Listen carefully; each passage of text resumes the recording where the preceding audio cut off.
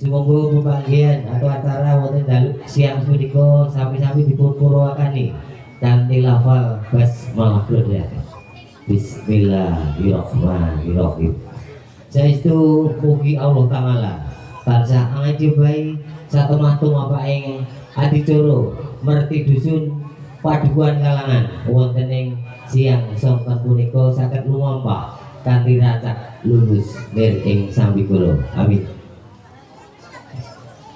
Bapak Ibu ingkang kula hormati wonten iki kula nggih kepareng amakili panitia wontenipun merti padukuhan ngadran wonten ing kalangan wong iki saestu ing sepesa ngaturaken agung panuwun dumateng Bapak Ibu warga padukuhan kalangan wonten iki ingkang saestu sampun nyengkuyung guyub rukunipun ambiyantu wonten ing acara merti padukuhan nyadran wonten ing padukuhan kalangan. Saestu bantuan menapa mawon ingkang awujud bau suku Tandang Dayang Riduh Patekel Dono Prabeo ingkang saged ing samangke ngawontenaken peringatan acara merti padukuhan utawi nyadran wonten ing wekdal punika. Ugi ngaturaken panggung dhumateng Bapak Kepala Dinas Kebudayaan Kabupaten Purworejo yang satu sampun setiap tahunnya untuk mendanai dalam acara wonten ing wekdal punika.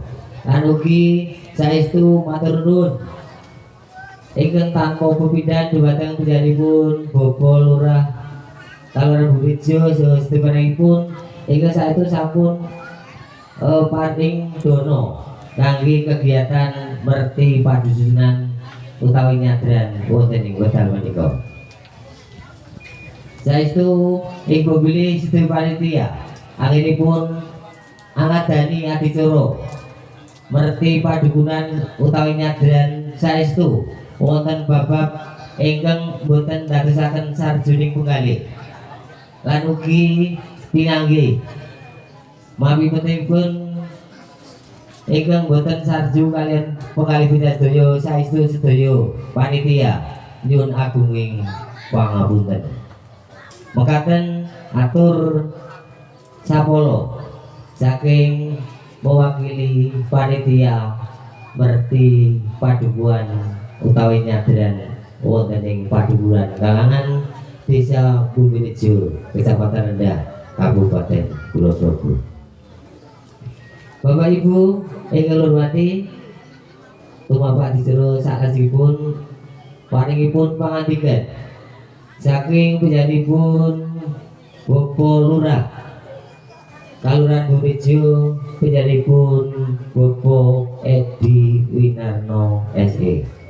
Lan saestu dhumateng panjenenganipun wekdal sumangga katur.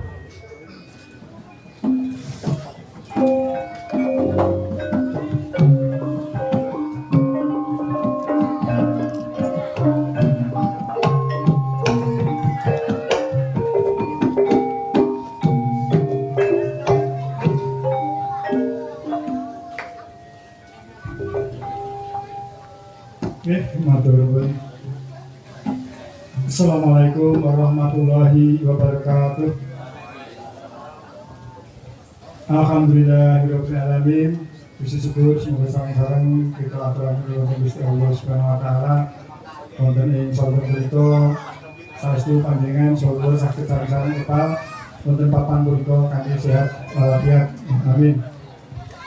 Dumateng panjenengan sesepuh pinisepuh ingkang kawula hormati, dumateng panjenengan Bapak Adianto SIP minangka wakil saking Dinas Pundo Kebudayaan Kabupaten Purworejo ingkang kawula hormati, dumateng Pak Babinsa, Pak Babin Kapitmas ingkang kawula hormati, dumateng panjenengan rencang-rencang pamong kalurahan ingkang kawula hormati, dumateng panitia merti padukuhan wonten ing kalangan menika ugi ingkang kalurmati sedaya kemawon ingkang rawuh wonten ing papan punika ugi ingkang kalurmati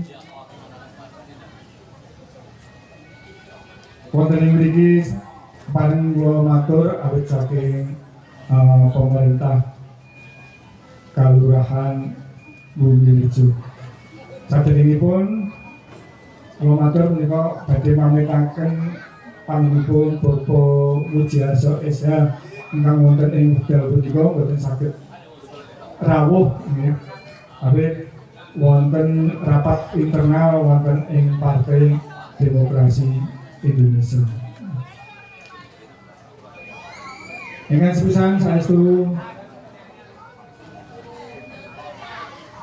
ngaturaken matur nuwun dumateng warga Beduan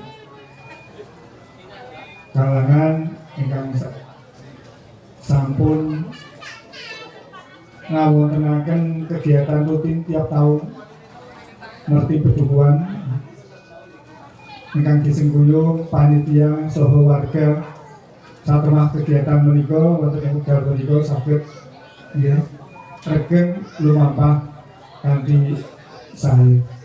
Ugi aturaken panuwun dumateng Pundho Kabudayan nggih ingkang iki sampun paring dana pradaya mbiyantu kegiatan wonten ing wekdal punika. Ugi atur panuwun nggih maturipun Bapak Mujiarso nggih ingkang wekdal semanten ugi nderek ing awal pengajuan proposal kangge dana wonten ing Dinas Kabudayan supados proposal saged menapa saged dipun menapa dipun sengkuyung lan saged dipun aturaken menapa ingkang dados panyuwunan saking warga wonten ing Padukuhan kalangan menika. Anu sekretariat tetunggal mugi kegiatan menika kegiatan ingkang bilih uri-uri kabudayan ingkang sampun lumampah kanthi wekdal ingkang dangu dumugi wonten ing wekdal punika nggih. Menika sak pangajengipun ing samangke ugi saged lumampah kanthi sae. Wabillahi pakatan kemawon atur saking kula saestu ngapatan kula ngapunten akhirul kalam. Wassalamualaikum warahmatullahi wabarakatuh.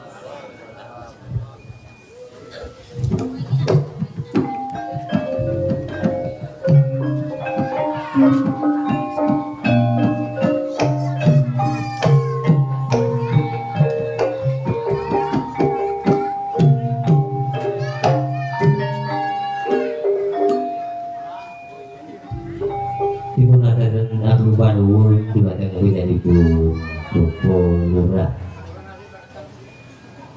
Winanipun Bapak RT Winarno ST sampun kersa paring pangandikan salebetipun winanipun saking Kukunda Kabudayaan Kabupaten Logo ingkang wonten ing sapunika dipun srirani winanipun Bapak Suhardiono SIP selaku Kadip Adat Tradisi